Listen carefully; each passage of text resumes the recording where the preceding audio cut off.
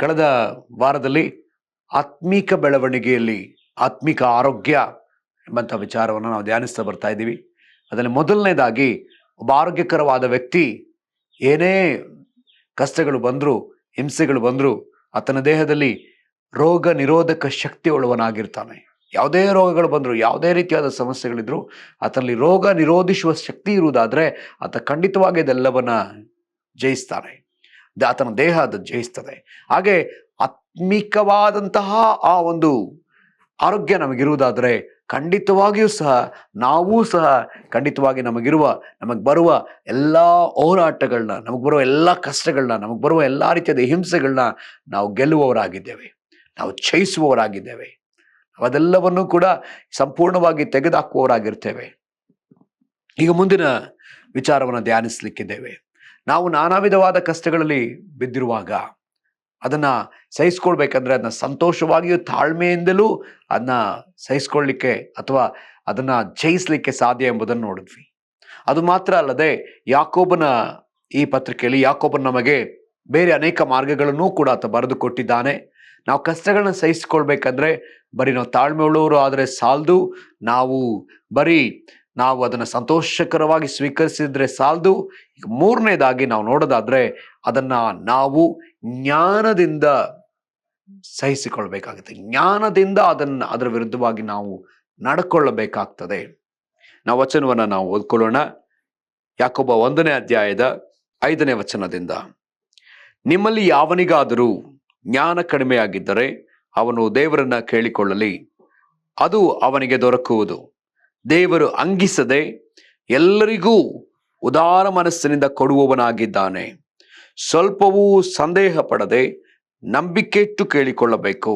ಸಂದೇಹ ಪಡುವವನೋ ಗಾಳಿಯಿಂದ ಬಡಿಯಲ್ಪಟ್ಟ ಸಮುದ್ರದ ತೆರೆಯಂತೆ ಅಲೆಯುತ್ತಿರುವನು. ಆ ಮನುಷ್ಯನು ತಾನು ಕರ್ತನಿಂದ ಏನಾದರೂ ಹೊಂದುವೆನೆಂದು ಭಾವಿಸದೇ ಇರಲಿ. ಅವನು 2 ಮನಸ್ಸುಳ್ಳವನು, ತನ್ನ ನಡತೆಯಲ್ಲೆಲ್ಲ ಚಂಚಲನೂ ಆಗಿದ್ದಾನೆ. ಹಾಗಿದ್ರೆ ಈ ವಾಕ್ಯ ಭಾಗದಲ್ಲಿ ನಾವು ನೋಡುವಂತೆ ನಾವು ಕಷ್ಟಗಳನ್ನ, ನಾನಾ ವಿಧವಾದ ಕಷ್ಟಗಳಲ್ಲಿ ಬಿದ್ದಿರುವಾಗ ಅದನ್ನ ಸಹಿಸಿಕೊಳ್ಳಬೇಕನ್ನೋದಾದ್ರೆ, ಅದರಿಂದ ಹೊರಗೆ ಬರಬೇಕನ್ನುವುದಾದ್ರೆ ನಮಗೆ ಜ್ಞಾನ ಅವಶ್ಯಕತೆ ಅದೇ. ನಮಗೆ ಜ್ಞಾನ ಕಡಿಮೆ ಆಗಿರುವುದಾದ್ರೆ ನಾವು ದೇವರ ಬಳಿಯಲ್ಲಿ ಕೇಳಿಕೊಳ್ಳಿಕ್ಕಾಗಿ ದೇವರ ಆತ್ಮನು ನಮಗೆ ಯಾಕೋಬನ ಮೂಲಕವಾಗಿ ಇಲ್ಲಿ ಸಲಹೆಯನ್ನು ಕೊಟ್ಟಿದ್ದಾರೆ, ನಮಗೆ ಆಜ್ಞೆಯನ್ನು ಕೊಟ್ಟಿದ್ದಾರೆ. ನಾವು ಜ್ಞಾನ ಕೇಳಿಕೊಳ್ಳುವುದಾದ್ರೆ ಆತನು ಜ್ಞಾನ ಕೊಡುವ ಕರ್ತನಾಗಿದ್ದಾನೆ. ಹೌದು, ನಾವು ಜ್ಞಾನವನ್ನ ಕೇಳಿರ್ತೇವೆ, ಖಂಡಿತವಾಗಿಯೂ ಈ ಜ್ಞಾನವನ್ನ ಈ ಲೋಕದ ವಿಚಾರಗಳನ್ನ ಅರಿತುಕೊಳ್ಳುವುದಕ್ಕೋಸ್ಕರ ಕೇಳಿರ್ತೇವೆ. ಮಕ್ಕಳಿಗೆ, ಶಾಲಾ ಮಕ್ಕಳಿಗೆ, ಕಾಲೇಜ್ ಮಕ್ಕಳಿಗೆ, ಆ ಮಕ್ಕಳ ಎಕ್ಸಾಮ್ ಸಮಯದಲ್ಲಿ ನಾವು ಈ ಒಂದು ವಾಕ್ಯವನ್ನು ಹಿಡಿದು ಪ್ರಾರ್ಥಿಸಿರ್ತೇವೆ. ದೇವರೇ, ನೀವೇ ಹೇಳಿದ್ದೀರಲ್ಲ, ಯಾವನಿಗಾದ್ರೂ ಜ್ಞಾನ ಕಡಿಮೆ ಆಗಿದ್ರೆ ಆತನು ದೇವರನ್ನ ಕೇಳಿಕೊಳ್ಳಿ, ಅದು ಅವನಿಗೆ ದೊರಕುವುದು. ದೇವರು ಅಂಗಿಸದೆ ಎಲ್ಲರಿಗೂ ಉದಾರ ಮನಸ್ಸಿಂದ ಕೊಡುವ ಆತನಾಗಿದ್ದಾನೆ ಅಂತ ನೀವು ಹೇಳಿದ್ದೀರಲ್ಲಪ್ಪ, ಕೊಡ್ರಿ ಎಂಬುದಾಗಿ ನಾವು ಆ ಒಂದು ಈ ಲೋಕದ ತಿಳುವಳಿಕೆಯನ್ನು ತಿಳ್ಕೊಳ್ಳೋದಕ್ಕೋಸ್ಕರವಾಗಿ ಜ್ಞಾನವನ್ನು ಕೇಳಿರ್ತೇವೆ. ಆದರೆ ಇಲ್ಲಿ ಯಾಕೋಬನ ಮೂಲಕ ಬರೆಸಿಕೊಟ್ಟಿರುವಂತ ಈ ಜ್ಞಾನ ಈ ಲೋಕದ ತಿಳುವಳಿಕೆಯನ್ನು ತಿಳ್ಕೊಳ್ಳುವುದಕ್ಕೆ ಮಾತ್ರ ಸೀಮಿತವಲ್ಲ. ಇದು ನಮಗೆ ಬರುವ ಹೋರಾಟಗಳು, ನಮಗೆ ಬರುವ ಕಷ್ಟಗಳು, ನಮಗೆ ಬರುವ ನಾನಾ ವಿಧವಾದ ಕಷ್ಟಗಳನ್ನ ಜಯಿಸಲಿಕ್ಕೆ ಬೇಕಾದ ಜ್ಞಾನ, ಅದನ್ನ ಗೆದ್ದು ಹೊರಬರಲಿಕ್ಕೆ ಬೇಕಾದ ಜ್ಞಾನವನ್ನು ದೇವರು ಕೇಳಿಕೊಳ್ಳಿಕ್ಕಾಗಿ ಇಲ್ಲಿ ಹೇಳ್ತಿದ್ದಾರೆ. ಆ ಜ್ಞಾನವನ್ನು ಕೇಳಿಕೊಳ್ಳುವಾಗ ಕರ್ತನು ಖಂಡಿತವಾಗಿ ಆ ಜ್ಞಾನವನ್ನು ಕೊಡುವ ಆತನಾಗಿದ್ದಾನೆ. ಸೊಲೊಮೋನನು ತನ್ನ ಜನಗಳನ್ನ ಹೇಗೆ ನಡೆಸಬೇಕು ನಮಗೆ ಗೊತ್ತಿಲ್ಲಪ್ಪ, ನಿನ್ನ ಜ್ಞಾನ ಬೇಕು ಎಂಬುದಾಗಿ ಆತ ಕೇಳಿದಾಗ ದೇವರ ಆತನಿಗೆ ಜ್ಞಾನವನ್ನು ಕೊಟ್ಟನು. ಆತನು ತನ್ನ ವಿದ್ಯಾಭ್ಯಾಸ, ತನ್ನ ಸ್ವಾರ್ಥಕ್ಕಾಗಿ ಅದನ್ನ ಕೇಳಲಿಲ್ಲ. ನಾನು ಚೆನ್ನಾಗಿ ಓದ್ಬೇಕು, ನಾನು ಒಳ್ಳೆ ಪದವೀಧರನಾಗಬೇಕು ಅನ್ನೋದಕ್ಕಾಗಿ ಆತ ಕೇಳಲಿಲ್ಲ. ಅಥವಾ ನಾನು ಸಂಪಾದಿಸ್ಬೇಕು, ಅದಕ್ಕೆ ಬೇಕಾದ ವ್ಯಾವಹಾರಿಕವಾದ ಜ್ಞಾನ ಕೊಡಪ್ಪ ಎಂಬುದಾಗಿ ಆತ ಕೇಳಲಿಲ್ಲ. ಆತ ತನ್ನ ಜನರನ್ನ ನಡೆಸುವುದಕ್ಕಾಗಿ ದೇವರ ರಾಜ್ಯದ ವಿಚಾರದಲ್ಲಿ ಆತ ಜ್ಞಾನವನ್ನು ಕೇಳಿಕೊಂಡನು. ಆದರೆ ದೇವರು ಅಂಗಿಸದೇ ದೇವರ ಆತನಿಗೆ ಆ ಜ್ಞಾನವನ್ನು ಕೊಟ್ಟಿದ್ದಾನೆ, ಉದಾರವಾಗಿ ಆತನಿಗೆ ಜ್ಞಾನವನ್ನು ಕೊಟ್ಟಿದ್ದಾನೆ. ಪ್ರಿಯರೇ, ಆಗಿದ್ರೆ ನಮಗೂ ಕೂಡ ಆ ಜ್ಞಾನ ಬೇಕಲ್ಲ, ನಾವೊಬ್ಬೊಬ್ಬರು ಕೂಡ ಅದೇ ಜ್ಞಾನದಲ್ಲಿ ಮುಂದುವರಿಯಬೇಕಲ್ಲ. ಯಾರೋ ಒಬ್ಬರು ಈ ರೀತಿಯಲ್ಲಿ ಹೇಳೋದನ್ನ ನಾವು ಕೇಳಿದ್ದೇನೆ. ಮನುಷ್ಯನಿಗಿರ್ತಕ್ಕಂತಹ ಮೆದುಳಿನಲ್ಲಿ ನಮಗಿರುವಂತ ಮೆದುಳನ್ನ ನಾವು ಭಾರತೀಯರು ಜಸ್ಟ್ ಒಂದು 6% ಅಷ್ಟೇ ಉಪಯೋಗಿಸ್ಕೊಳ್ತಾ ಇದ್ದೇವೆ. ನಮ್ಮ ಮೆದುಳು ಬರೀ 6% ಅಷ್ಟೇ ಬ್ರೈನ್ ಯೂಸ್ ಮಾಡ್ತಾ ಇದ್ದೇವೆ. ಅದಕ್ಕೆ ಇಷ್ಟೊಂದು ಇರೋದಾದ್ರೆ, ಇನ್ನು ಕೆಲವರು ಹೇಳ್ತಾರೆ ಕೆಲವು ದೇಶದ ಜನರು, ಚೈನಾ ಅಥವಾ ಜಪಾನ್, ಈ ದೇಶದ ಜನರು ತುಂಬಾ ಮುಂದುವರೆದಿದ್ದಾರೆ. ಕಾರಣ ಅವರು ತಮ್ಮ ಬ್ರೈನ್ ಅನ್ನ ಅಧಿಕವಾಗಿ ಉಪಯೋಗಿಸುವವರಾಗಿದ್ದಾರೆ. ಅವರು ಆಲ್ಮೋಸ್ಟ್ 6ರಿಂದ 15-20% ಅವರು ಉಪಯೋಗಿಸುವುದರಿಂದಾಗಿ ಅವರು, ನಾವು ನೋಡ್ತೀವಿ ಈಗಾಗಲೇ ಅವರು 2030 ಹತ್ರ ಅವರಿದ್ದಾರೆ ಎಂಬುದಾಗಿ ಕೆಲವರು ಹೇಳೋದಕ್ಕೆ ಸಾಧ್ಯ. ಹಾಗಿದ್ರೆ ನಮಗೆ ದೇವರು ಆ ಒಂದು ಜ್ಞಾನವನ್ನು ಇಟ್ಟಿದ್ದಾನೆ. ಆ ಜ್ಞಾನವನ್ನು ನಾವು ಹೊಂದಿಕೊಳ್ಳಬೇಕಾಗಿದೆ. ನಾವು ನೋಡ್ತೀವಿ, ದೇವರು ಆದಾಮನಿಗೆ ಜ್ಞಾನವನ್ನು ಕೊಟ್ಟರು. ಆದಾಮನು ದೈವಿಕವಾದ ಜ್ಞಾನದಿಂದ ಆತನು ಎಲ್ಲಾ ಪ್ರಾಣಿಗಳಿಗೂ ಪಕ್ಷಿಗಳಿಗೂ ಎಲ್ಲಾ ಪ್ರಾಣಿಗಳಿಗೂ ಹೆಸರಿಟ್ಟ. ಪ್ರಾಣಿಯ ತಳಿಗಳನ್ನ ನೋಡೋದಾದ್ರೆ ಎಷ್ಟೋ ಸಾವಿರ, ಪಕ್ಷಿಗಳಷ್ಟೇ 20,000 ತಳಿ ಪಕ್ಷಿಗಳಿದೆ. ಪ್ರಾಣಿಗಳಲ್ಲಿ ಎಷ್ಟೋ, ಹುಲಿಯನ್ನು ತೆಗೆದುಕೊಳ್ಳೋದಾದ್ರೆ ಹುಲಿಯಲ್ಲಿ 9 ಜಾತಿಯ ಹುಲಿಗಳಿವೆ. ಆನೆಗಳಲ್ಲಿ ಕೆಲವು ಜಾತಿ, ಸಿಂಹಗಳಲ್ಲಿ ಕೆಲವು ಜಾತಿ, ನಾಯಿಗಳಲ್ಲಿ, ನರಿಗಳಲ್ಲಿ ಕೆಲವು ಜಾತಿ, ಚಿರತೆಗಳಲ್ಲಿ ಕೆಲವು ಜಾತಿ, ಕುದುರೆಗಳಲ್ಲಿ ಕೆಲವು ಜಾತಿ. ಸೊ ಹೀಗೆ ಎಲ್ಲಾ ಪ್ರಾಣಿಗಳಿಗೂ ಆತನ ಹೆಸರನ್ನಿಟ್ಟಿದ್ದಾನೆ. ಈಗ ನಮ್ಮ ಯವನಸ್ಥರು ಝುವಾಲಜಿ ಎಂಬುದಾಗಿ ಪ್ರಾಣಿಶಾಸ್ತ್ರವನ್ನು ಕಲಿತಾ ಇದ್ದಾರೆ. ಸುಮಾರು 2-3 ವರ್ಷಗಳ ಕಾಲ ಆ ಪ್ರಾಣಿಗಳ ಹೆಸರನ್ನ, ಪ್ರಾಣಿಗಳ ಕುರಿತಾಗಿ ಅವರು ಕಲಿಯುವವರಾಗಿದ್ದಾರೆ. ಇದನ್ನ ಆದಾಮನು ಎಲ್ಲವನ್ನ ಕಲಿತವನಾಗಿದ್ದನು, ಎಲ್ಲದರ ಹೆಸರನ್ನು ಅರಿತವನಾಗಿದ್ದನು, ಎಲ್ಲಕ್ಕೆ ಹೆಸರು ಕೊಟ್ಟವನೇ ಅವನು. ಹೇಗೆ ಸಾಧ್ಯ? ಆದಾಮನು ಝುವಾಲಜಿಗೆ ಹೋಗ್ಲಿಲ್ಲ, ಆದಾಮನು ಯಾವುದರ ಪ್ರಾಣಿಶಾಸ್ತ್ರವನ್ನು ಕಲೀಲಿಲ್ಲ, ಆದ್ರೆ ಎಲ್ಲವನ್ನ ಆತ ತಿಳಿದವನಾಗಿದ್ದ. ಆತನ ಬ್ರೈನ್ ಅಷ್ಟೂ ಕೆಪಾಸಿಟಿನ ಹೊಂದಿತ್ತು, ಅಷ್ಟು ಮೆಮೊರಿ ಪವರ್ ಆತನಿಗಿತ್ತು. ಸೊ ಹಾಗಿದ್ರೆ ಪ್ರಿಯರಲ್ಲಿ ಅರ್ಥ ಮಾಡ್ಕೊಳ್ಬೇಕಾದ ಒಂದು ವಿಚಾರ, ಮನುಷ್ಯನ ಬ್ರೈನ್ಗೆ, ಮನುಷ್ಯನ ಮೆದುಳಿಗೆ ಅಷ್ಟು ಜ್ಞಾನ, ಅಷ್ಟೂ ವಿಚಾರಗಳನ್ನ ತಿಳ್ಕೊಳ್ಳುವ ಸಾಮರ್ಥ್ಯವಿದೆ. ಆ ಸಾಮರ್ಥ್ಯ ನಾವು ಹೊಂದಿಕೊಳ್ಬೇಕಾಗಿದೆ. ಅದಕ್ಕೆ ಇಲ್ಲಿ ದೇವರು ಹೇಳ್ತಿದ್ದಾನೆ, ನೀನು ಜ್ಞಾನವನ್ನು ಕೇಳಿಕೊಳ್ಳುವುದಾದ್ರೆ ಅಂಗಿಸದೆ ಕೊಡುವ ಆತನಾಗಿದ್ದಾನೆ. ನಾವು ಕಷ್ಟಗಳು ಬಂದಾಗ ನಾವು ಹೇಗೆ ವರ್ತಿಸ್ತೇವೆ, ಹೇಗೆ ಅದನ್ನ ಸ್ವೀಕರಿಸ್ಕೊಳ್ತೇವೆ, ತುಂಬಾ ಮುಖ್ಯ. ಅದನ್ನ ಸರಿಯಾದ ರೀತಿಯಲ್ಲಿ ಸ್ವೀಕರಿಸ್ಕೊಳ್ತೇವೋ ಅದನ್ನ, ಅಥವಾ ತಪ್ಪಾದ ರೀತಿಯಲ್ಲಿ ಸ್ವೀಕರಿಸ್ಕೊಳ್ತೇವೋ, ಅದು ಸರಿಯಾದ ರೀತಿಯಲ್ಲಿ ನಾವು ಸ್ವೀಕರಿಸುವವರಾದ್ರೆ ಮಾತ್ರವೇ ಅದರಿಂದ ಹೊರಗೆ ಬರಲಿಕ್ಕೆ ಸಾಧ್ಯ. ಇಲ್ಲಾಂದ್ರೆ ನಾವು ಆ ಸಮಸ್ಯೆಯಲ್ಲಿಯೇ ಮುಗಿದು ಹೋಗುವವರಾಗ್ಬಿಡ್ತೇವೆ. ನಮಗೆ ಬೈಬಲ್ನಲ್ಲಿ ಅನೇಕ ಉದಾಹರಣೆಗಳಿವೆ. ಅದರಲ್ಲಿ ಕೆಲವು ಉದಾಹರಣೆಗಳನ್ನ ನಾವು ತೆಗೆದು ನೋಡೋಣ. ಲೂಕನು ಬರೆದ ಸುವಾರ್ತೆ 4ನೇ ಅಧ್ಯಾಯದ 29-30 ವಚನ ಹೀಗೆ ನಾವು ನೋಡ್ತೇವೆ. ತಮ್ಮ ಊರು ಕಟ್ಟಿದ್ದ ಗುಡ್ಡದ ಕಡಿದಾದ ಸ್ಥಳಕ್ಕೆ ನಡೆಸಿಕೊಂಡು ಹೋಗಿ ಅಲ್ಲಿಂದ ಕೆಳಕ್ಕೆ ದೊಬ್ಬಬೇಕೆಂದಿದ್ದರು. ಆದರೆ ಆತನು ಅವರ ಮಧ್ಯದಲ್ಲಿ ಹಾದು ಹೊರಟು ಹೋದನು. ಯೇಸು ಸ್ವಾಮಿ ಕಪೆರ್ನೌಮಿನಲ್ಲಿ ಸುವಾರ್ತೆ ಹೇಳುವುದಕ್ಕೋಸ್ಕರ, ದೇವರ ಕುರಿತಾದಂತಹ ಉಪದೇಶವನ್ನ ಸಭೆಯಲ್ಲಿ ಮಾತಾಡುವುದಕ್ಕೋಸ್ಕರ ಎದ್ದು ನಿಂತರು. ಅವರು ಯೆಶಾಯನ ಪ್ರವಾದನೆ ಗ್ರಂಥವನ್ನು ತೆಗೆದು ಓದ್ತಾ ಇದ್ದಾರೆ. ಓದಿದ ನಂತರ ಅವ್ರು ಹೇಳ್ತಾರೆ, ಈ ವೇದೋಕ್ತಿ ಈಗಲೇ ನೆರವೇರ್ತು. ಇದನ್ನು ಕೇಳಿದಂತ ಜನರೆಲ್ಲರೂ ಕೋಪಗೊಂಡು, ಹೇಗೆ ನೆರವೇರಲಿಕ್ಕೆ ಸಾಧ್ಯ? ಇದು ಮೆಸ್ಸಿಯನ್ನು ಮಾತ್ರವೇ ಇದನ್ನು ನೆರವೇರಿಸಲಿಕ್ಕೆ ಸಾಧ್ಯ. ನೀನೇ ದೇವರು ಮಾಡ್ಕೊಳ್ತೀಯಾ ಅಂತ ಹೇಳಿ ಆತನನ್ನ ಸಭಾಮಂದಿರದಿಂದ ಹೊರಗೆ ತಳ್ಳಿ, ಹಾಗೆ ಆತನನ್ನ ತಳ್ಕೊಂಡು ಆ ಊರು ಕಟ್ಟಿದ್ದ ಆ ಕಡಿದಾದ ಜಾಗದಿಂದ ಕೆಳಗೆ ದಬ್ಬಿ ಕೊಲ್ಲಬೇಕೆಂಬುದಾಗಿ ಪ್ರಯತ್ನ. ಆದ್ರೆ ದೇವರಿಗೆ ಸ್ತೋತ್ರ, ಯೇಸು ಸ್ವಾಮಿ ಅವರ ಮಧ್ಯದಿಂದ ಹಾದು ಹೊರಟು ಹೋಗ್ಬಿಟ್ನಂತೆ. ಹೇಗೆ ಸಾಧ್ಯ? ಒಂದು ದೊಡ್ಡ ಊರು, ಆ ಊರಿನ ಜನರೆಲ್ಲರೂ ಕೂಡ ಯಹೂದ್ಯರು, ಅವರೆಲ್ಲರೂ ಸಭಾಮಂದಿರಕ್ಕೆ ಬಂದಿದ್ದಾರೆ. ಅವರೆಲ್ಲರೂ ಯೇಸುವನ್ನ ವಿರೋಧಿಸ್ಕೊಂಡು ಬಂದಿದ್ದಾರೆ. ಅವರ ಮಧ್ಯದಲ್ಲಿ ಹಾದು ಹೊರಟು ಹೋದ ಅಂದ್ರೆ ಹೇಗೆ ಸಾಧ್ಯ? ಇದು ಜ್ಞಾನವೇ ಹೌದು, ಇದು ಜ್ಞಾನವೇ ಹೌದು. ಇವತ್ತು ಅನೇಕ ಕ್ರೈಸ್ತರು ಹಿಂಸೆನ ಹಾದು ಹೋಗೋದನ್ನ ನಾವು ಕಾಣ್ತಾ ಇದ್ದೀವಿ. ಕಾರಣವೇನು? ಅಜ್ಞಾನ ಇರುವುದರಿಂದಲೇ ನಾವು ಹಿಂಸೆನ ಹಾದೋಗ್ತಾ ಇದ್ದೇವೆ. ಹಿಂಸೆನ ನಮ್ಮ ಮೇಲೆ ಬರ ಮಾಡ್ಕೊಳ್ಳೋರಾಗಿದ್ದೀವಿ. ನಮಗೆ ಜ್ಞಾನವಿರುವುದಾದ್ರೆ ಖಂಡಿತವಾಗಿಯೂ ಅದನ್ನು ನಾವು ಹಾದು ಹೋಗುವವರಾಗಿರ್ತೇವೆ. ಅದರಿಂದ ನಾವು ತಪ್ಪಿಸಿಕೊಳ್ಳುವವರಾಗಿರ್ತೇವೆ. ಕಡೇ ದಿನದಲ್ಲಿರ್ತಕ್ಕಂಥ ದೇವ ಜನರೇ, ದೇವರ ವಾಕ್ಯ ನಮಗೆ ಇದೇ ಜ್ಞಾನವನ್ನ ಹೇಳಿಕೊಳ್ತಾ ಇದೆ. ಲೂಕನು ಬರೆದ ಸುವಾರ್ತೆ 20ನೇ ಅಧ್ಯಾಯದ 36ನೇ ವಚನ ಹೀಗೆ ಹೇಳ್ತದೆ, ನಮಗೊಂದು ಜ್ಞಾನವನ್ನ ಹೇಳಿಕೊಡ್ತಾ ಇದೆ. ಅದನ್ನು ನಾವು ಕಲಿತುಕೊಳ್ಳುವುದಾದ್ರೆ ಎಷ್ಟೋ ಒಳ್ಳೆಯದು. ಲೂಕನು ಬರೆದ ಸುವಾರ್ತೆ 21ನೇ ಅಧ್ಯಾಯ 34ನೇ ವಚನ, ನಿಮ್ಮ ವಿಷಯದಲ್ಲಿ ಜಾಗರೂಕರಾಗಿರಿ. ಅತಿ ಭೋಜನದ ಮದಡಿನಿಂದಲೂ ಅಮಲಿನಿಂದಲೂ ಪ್ರಪಂಚದ ಚಿಂತೆಗಳಿಂದಲೂ ನಿಮ್ಮ ಹೃದಯಗಳು ಭಾರವಾಗಿರಲಾಗಿ ಆ ದಿವಸವು ನಿಮ್ಮ ಮೇಲೆ ಉರುಲಿನಂತೆ ಪಕ್ಕನೆ ಬಂದಿತ್ತು. ಆ ದಿವಸ ಭೂನಿವಾಸಿಗಳೆಲ್ಲರ ಮೇಲೆ ಬರುವುದು.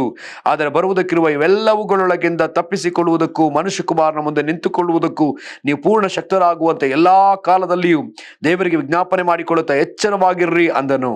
ಇಲ್ಲಿ ನಾವು ತಪ್ಪಿಸ್ಕೊಳ್ಬೇಕಂತ ಹೇಳಿದ್ರೆ ಎಚ್ಚರವಾಗಿರಬೇಕಂತೆ. ಏನ್ ಮಾಡ್ತಾ ಎಚ್ಚರವಾಗಿರ್ಬೇಕು? ಪ್ರಾರ್ಥಿಸ್ತಾ ವಿಜ್ಞಾಪನೆ ಮಾಡ್ಕೊಳ್ತಾ ಎಚ್ಚರವಾಗಿರ್ಲಿಕ್ಕಾಗಿ ಬೈಬಲ್ ನಮಗೆ ಹೇಳ್ಕೊಡ್ತಾ ಇದೆ. ಯೇಸುಸ್ವಾಮಿ ನಮಗೆ ಹೇಳ್ಕೊಡ್ತಾ ಇದ್ದಾರೆ, ಒಂದು ಜ್ಞಾನವನ್ನ ಹೇಳಿಕೊಡ್ತಾ ಇದ್ದಾರೆ. ಪ್ರಿಯರೇ, ಆಗಿರುವುದಾದ್ರೆ ಈ ಜ್ಞಾನವನ್ನು ನಾವು ಕಲಿತುಕೊಳ್ಳಲೇಬೇಕು. ಇಲ್ಲದಿದ್ರೆ ನಾವು ಈ ಕಡೆ ದಿವಸದಲ್ಲಿ ನಾಶವಾಗಿ ಹೋಗ್ತೇವೆ.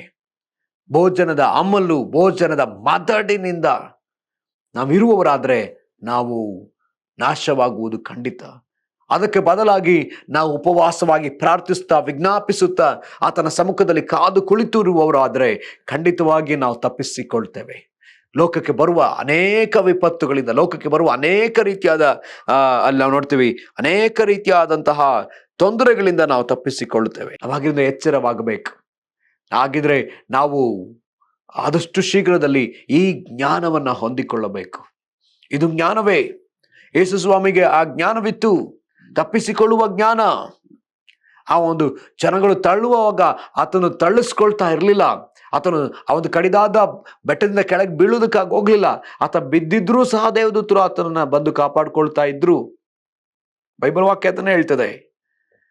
ನಿನ್ನ ಕಾಲು ಕಲ್ಲಿಗೆ ತಗಲದಾಗ ದೇವದೂತರು ಬಂದು ನಿನ್ನನ್ನು ತನ್ನ ಕೈಗಳಲ್ಲಿ ಎತ್ತುಕೊಳ್ಳುವರು ಎಂಬುದಾಗಿ ವಾಕ್ಯ ಹೇಳ್ತದಲ್ಲ. ಆ ರೀತಿಯಲ್ಲಿ ಯೇಸುಸ್ವಾಮಿನ ಕಾದಿರ್ತಿದ್ರು.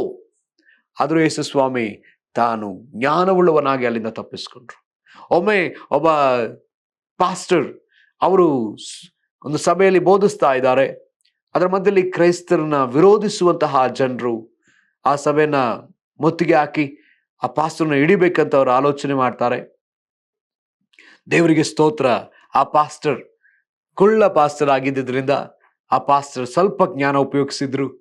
ಆ ಸಭೆಯ ವಿಶ್ವಾಸಿಗಳ ಮಧ್ಯದಲ್ಲಿ ಅವರ ಕಾಲ್ಗಳ ಕೆಳಗೆ ಅವರು ನುಸುಳ್ಕೊಂಡು ಹಾಗೇ ಸಭೆಯಿಂದ ಹೊರಗೆ ಹೊರಟೋದ್ರು. ಎಲ್ಲರೂ ಹುಡುಕ್ತಾ ಇದ್ದಾರೆ, ಬಂದಂತ ಜನರೆಲ್ಲರೂ ಹುಡುಕ್ತಾ ಇದ್ದಾರೆ, ಪಾಸ್ಟರ್ ಇಲ್ಲ. ಜ್ಞಾನ. ಕೆಲವೊಮ್ಮೆ ದೇವರು ನಮಗೆ ಕೊಟ್ಟಂತಹ ದೇಹ, ನಮಗೆ ಕೊಟ್ಟಂತಹ ಗಾತ್ರ ಖಂಡಿತವಾಗಿಯೂ ಅದು ನಮಗೆ ಸಹಾಯ ಮಾಡ್ತದೆ. ಒಮ್ಮೆ ನನ್ನ ಸ್ನೇಹಿತೆ, ಆಕೆ ಹೆಸರು ಗೀತಾ ಎಂಬುದಾಗಿ, ಆಕೆ ಸ್ವಲ್ಪ ದಪ್ಪ ಇದ್ದಾಳೆ. ಆಕೆಗೆ ಹೆಸರು ನಾವು ಗಾತ್ರ ಗೀತಾ ಅಂತ ಹೆಸರಿಟ್ಟಿದ್ವಿ. ಸ್ವಲ್ಪ ದಪ್ಪ ಇದ್ದಾಳೆ ಆಕೆ ಯೇಸುಸ್ವಾಮಿನ ನಂಬಿದ ಪ್ರಾರಂಭದ ದಿನಗಳೇ ಆಕೆಯ ತಂದೆ ಒಪ್ಪಲಿಲ್ಲ. ಆಕೆ ತಂದೆ ಚರ್ಚ್ಗೆ ಹೋಗೋದನ್ನ ಇಷ್ಟಪಡ್ಲಿಲ್ಲ. ಆಕೆನ ತುಂಬಾ ಹೊಡಿತಿದ್ರು, ತುಂಬಾ ಬಾಧಿಸ್ತಿದ್ರು, ಚರ್ಚ್ಗೆ ಹೋಗ್ಬಾರ್ದು ಎಂಬುದಾಗಿ ಹೇಳ್ತಿದ್ರು. ಆದರೆ ಆಕೆಯು ಯೇಸುಸ್ವಾಮಿ ಮೇಲೆ ಅಷ್ಟು ಪ್ರೀತಿ, ಅಷ್ಟು ಆಕೆಗೆ ಯೇಸುವಿನ ಮೇಲೆ ಆಸೆ. ಆದ್ರೆ ಅವ್ರ ತಂದೆಗೆ ಅದಿಷ್ಟ ಇಲ್ಲ. ಎಷ್ಟೋ ದಿನಗಳಿಂದ ಹೊಡಿತಾ ಇದ್ದಾರೆ, ಹಿಂಸೆ ಪಡಿಸ್ತಾ ಇದ್ದಾರೆ. ಆದ್ರೂ ಆಕೆ ಯೇಸುವಿನ ಮೇಲೆ ಪ್ರೀತಿ ಕಡಿಮೆ ಮಾಡ್ಕೊಳ್ಳೇ ಇಲ್ಲ. ಒಮ್ಮೆ ಆಕೆನ ತನ್ನ ತಂದೆ ಬಿಹಾರ ಕರ್ಕೊಂಡು ಹೋಗಿ ಆಕೆಗೆ ಮದುವೆ ಮಾಡಿಸ್ಬೇಕಂತ ಹೇಳಿ ಆಲೋಚನೆ ಮಾಡ್ಕೊಳ್ತಾರೆ. ಆಗ ಆಕೆನ ಬೈತಾರೆ, ಹೊಡಿತಾರೆ. ಅದಿನ ಆಕೆನ ಬಿಹಾರ್ನ ಟ್ರೈನಿಗೆ ಹತ್ತಿಸ್ಲಿಕ್ಕಾಗಿ ಅವರು ಸಿದ್ಧವಾದ ನಂತರ ಆದ್ರೆ ಈಕೆ ಸಿದ್ಧವಾಗಿಲ್ಲ. ಈಕೆಗೆ ಹೋಗ್ಲಿಕ್ಕೆ ಇಷ್ಟ ಇಲ್ಲ. ಈಗ ಆತನ ತಂದೆ ಈಕೆನ ತುಂಬಾ ಫೋರ್ಸ್ ಮಾಡ್ತಾ ಇದ್ದಾರೆ, ಎದ್ದೇಳು ಹೋಗೋಣ. ಆಕೆ ಒಪ್ಕೊಳ್ತಿಲ್ಲ.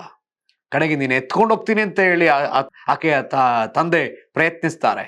ಆದರೆ ಈಕೆನ 1 ಇಂಚ್ ಕೂಡ ಮೇಲೆತ್ಲಿಕ್ಕೆ ಆಕೆಯ ತಂದೆ ಕೈಲಿ ಆಗ್ಲಿಲ್ಲ. ಕಾರಣ ಆಕೆ ತುಂಬಾ ದಪ್ಪ ಇದ್ಲು. ಅನೇಕ ಬಾರಿ ನಾನು ದಪ್ಪ ಇದ್ದೇನಲ್ಲ ಎಂಬುದಾಗಿ ಆಕೆ ದುಃಖಪಟ್ಟಿದ್ದ ದಿನಗಳುಂಟು. ಆದರೆ ಆವತ್ತು ಆಕೆಗೆ ಸಂತೋಷವಾಯಿತು. ದೇವರೇ ನನಗೆ ಇಷ್ಟು ದಪ್ಪ ದೇಹ ಕೊಟ್ಟದಕ್ಕಾಗಿ ನಿನಗೆ ಸ್ತೋತ್ರ. ಅಕಸ್ಮಾತ್ ನಾನು ಸಣ್ಣಕ್ಕಿದ್ದಿದ್ರೆ ನನ್ನ ತಂದೆ ಎತ್ಕೊಂಡು ಹೋಗಿ ಬಿಹಾರ್ ಟ್ರೈನಲ್ಲಿ ನನ್ನ ಕರ್ಕೊಂಡು ಹೋಗ್ಬಿಡ್ತಿದ್ರು, ಯಾರಿಗೋ ಮದುವೆ ಮಾಡಿಸ್ಬಿಡ್ತಿದ್ರು. ನನ್ನ ಯೇಸುವನ್ನ ನಂಬಲಿಕ್ಕೆ ಆಗ್ತಿರ್ಲಿಲ್ಲ. ಹಾಗಿದ್ರೆ ಇಲ್ಲಿ ಅರ್ಥ ಮಾಡ್ಕೊಳ್ರಿ ಪ್ರಿಯರೇ, ಆಕೆ ಜ್ಞಾನದಿಂದ ಅಲ್ಲೇ ಉಳಿದ್ಲು. ಕೆಲವೊಮ್ಮೆ ನಾವು ಜ್ಞಾನ ಉಪಯೋಗಿಸಬೇಕಾಗಿದೆ. ನಮಗಿರುವ ಜ್ಞಾನವನ್ನು ಉಪಯೋಗಿಸ್ಕೊಳ್ಳೋದಾದ್ರೆ ನಮಗೆ ಬರುವ ಕಷ್ಟಗಳನ್ನ ನಾವು ಸಹಿಸಿಕೊಳ್ಳಿಕ್ಕೆ ಸಾಧ್ಯ. ಅದರಿಂದ ನಾವು ಹೊರಗೆ ಬರಲಿಕ್ಕೆ ಸಾಧ್ಯ, ಅದರಿಂದ ನಾವು ತಪ್ಪಿಸಿಕೊಳ್ಳಲಿಕ್ಕೆ ಸಾಧ್ಯ. ಮತ್ತು ಬೈಬಲ್ನಲ್ಲಿ ಅನೇಕ ಉದಾಹರಣೆಗಳುಂಟು. ಯೇಸುಸ್ವಾಮಿ ಯೋಹಾನ ಬರೆದ ಸುವಾರ್ತೆ 8ನೇ ಅಧ್ಯಾಯದಲ್ಲಿ ಯೇಸುಸ್ವಾಮಿ ದೇವಾಲಯದಲ್ಲಿ ಉಪದೇಶಿಸುವುದಕ್ಕಾಗಿ, ಬೆಳಗ್ಗೆ ಎದ್ದು ಉಪದೇಶಿಸುವುದಕ್ಕಾಗಿ ಬಂದಿದ್ದಾರೆ. ಅಲ್ಲಿ ಫರಿಸಾಯರು ಸದ್ದುಕಾಯರು ಬಂದು ಯೇಸುವಿನ ಹತ್ರ ಒಂದು ಪ್ರಶ್ನೆ ಕೇಳ್ತಾರೆ. ಬೋಧಕನೇ, ನಮಗೆ ಮೋಶೆ ಈ ರೀತಿಯಲ್ಲಿ ಆಜ್ಞೆ ಕೊಟ್ಟಿದ್ದಾನೆ, ವ್ಯಭಿಚಾರ ಮಾಡುವವರನ್ನ ಕಲ್ಲೊಡೆದೇ ಕೊಲ್ಬೇಕು ಅಂತ. ಈ ಸ್ತ್ರೀ ಈಕೆ ವ್ಯಭಿಚಾರ ಮಾಡುವಾಗಲೇ ಹಿಡ್ಕೊಂಡು ಬಂದಿದ್ದೀವಿ, ಈಕೆಗೆ ಈಕೆ ಕುರಿತಾಗಿ ನೀನೇನು ಹೇಳ್ತಿ? ಏಸು ಯಾವ ಉತ್ತರವನ್ನು ಕೊಡ್ಲಿಲ್ಲ, ಮೌನವಾಗಿದ್ರು. ಕೆಲವೊಮ್ಮೆ ನಾವು ಮೌನವಾಗಿರುವುದು ಜ್ಞಾನವೇ. ಯಾಕೋಬನ ಅದೇ ಪತ್ರಿಕೆಯಲ್ಲಿ ನಾವು ನೋಡ್ತೇವೆ, 3ನೇ ಅಧ್ಯಾಯದ 3ನೇ ಅಧ್ಯಾಯ, ಯಾಕೋಬ ಬರೆದ ಪತ್ರಿಕೆ 3ನೇ ಅಧ್ಯಾಯ 13ನೇ ವಚನ. ನಮ್ಮಲ್ಲಿ ಜ್ಞಾನಿಯೂ ಬುದ್ಧಿವಂತನು ಯಾರು? ಅಂಥವನು ಯೋಗ್ಯವಾಗಿ ನಡೆದುಕೊಂಡು ಜ್ಞಾನದ ಲಕ್ಷಣವಾಗಿರುವ ಶಾಂತ ಗುಣದಿಂದ ಅದರ ಫಲವನ್ನ ತೋರಿಸಲಿ. ಜ್ಞಾನ ಯಾವಾಗಲೂ ಶಾಂತ ಗುಣದಿಂದ ಕೂಡಿರ್ತದೆ. ಶಾಂತವಾಗಿ, ಜಾಸ್ತಿ ಬಡ ಬಡ ಬಡ ಬಡ ಮಾತಾಡೋದಿಲ್ಲ. ಶಾಂತ ಗುಣದಿಂದ, ತಾಳ್ಮೆಯಿಂದ, ನಿಧಾನವಾಗಿ ಉತ್ತರಿಸುವಂಥದ್ದು. ಯೇಸು ಸ್ವಾಮಿ ಉತ್ತರವನ್ನೇ ಕೊಡ್ಲಿಲ್ಲ, ಮೌನವಾಗಿದ್ರು. ಹಿಂಸೆ ಮಧ್ಯದಲ್ಲಿ ಮಾತಾಡ್ತಿರೋ ಅಜ್ಞಾನವಾದ ನಿರ್ಧಾರಗಳನ್ನ ತೆಗೆದುಕೊಳ್ಳುವ ಸಾಧ್ಯತೆ ಇದೆ.